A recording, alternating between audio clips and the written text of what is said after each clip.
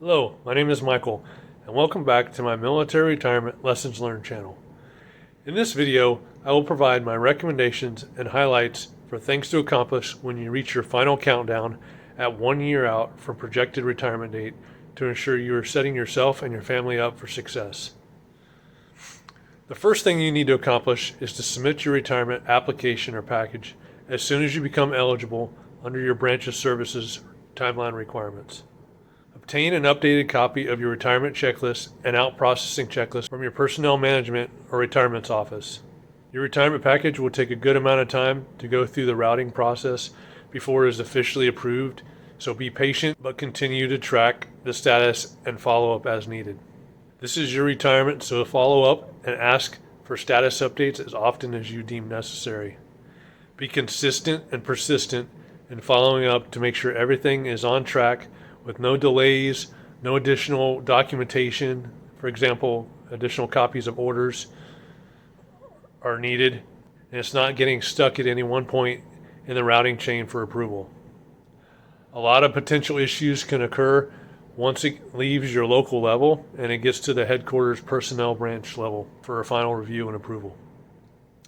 From my experience, my application was approved at my local command level and was forwarded to the Air Force Personnel Center level and got stuck with no movement, and something happened. Didn't thoroughly review all my supplied supporting documentation, i.e. my orders. Ended up getting pushed back to the local level to resubmit from starting from the beginning. If I wouldn't have been persistent in following up on my retirement package, no telling how long this would have sat with no action or notification. This delayed my application for final retirement approval, and all of my retirement approval documentation was delayed from this point. I worked through this with my local personnel management retirement's office, and they were able to push and streamline resubmitting my application and getting it picked back up where it got stopped. So I highly recommend being consistent and persistent and following up to check the status of your retirement application.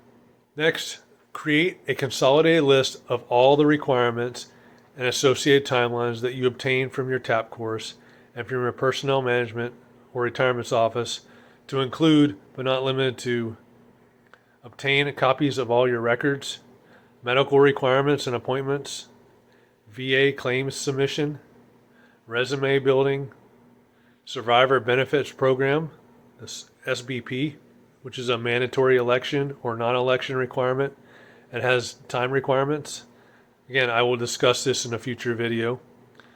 Your medical final out, also known as SHIPPY, Separation and Retirement Physical, has a specific time requirement, and I will also discuss this in a future video. Life insurance, this is a big item. If you haven't done so already, you need to open a civilian life insurance policy that will mirror or exceed your current SGLI policy based on your family and financial needs. Once you retire from the military, your SGLI and your family SGLI goes away and is not transferred to you as a retiree. There are many options for life insurance. One that is discussed significantly in the military prior to leaving is the Veterans Group Life Insurance, known as the VGLI, which is similar to SGLI.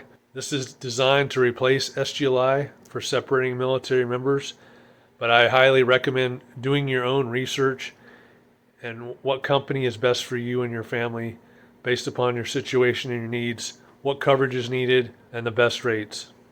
Again, get this set up and established before you retire, so this is in place the day you retire going forward. Submit your permissive TDY and terminal leave request. Develop a leave management plan to manage your current leave, future leave, and how you want to take leave going into retirement. If possible, bank your leave so you have a longer terminal leave block, or strategically use your leave through your last year in the military. Create a calendar and backwards plan for your retirement date against all of these retirement requirements that I previously mentioned and those that were identified in your TAP course. This calendar will help keep you on track and develop a plan to accomplish these requirements within or prior to the timelines. This calendar will also help you to manage your time, which will exponentially increase during this 1 year out from retirement.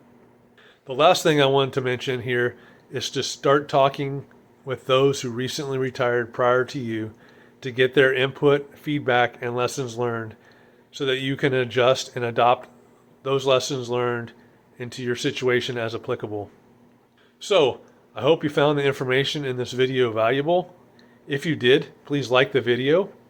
And if you want to hear more on military retirement lessons learned, click the subscribe button and share this channel with anyone you know who will soon be retiring from the military.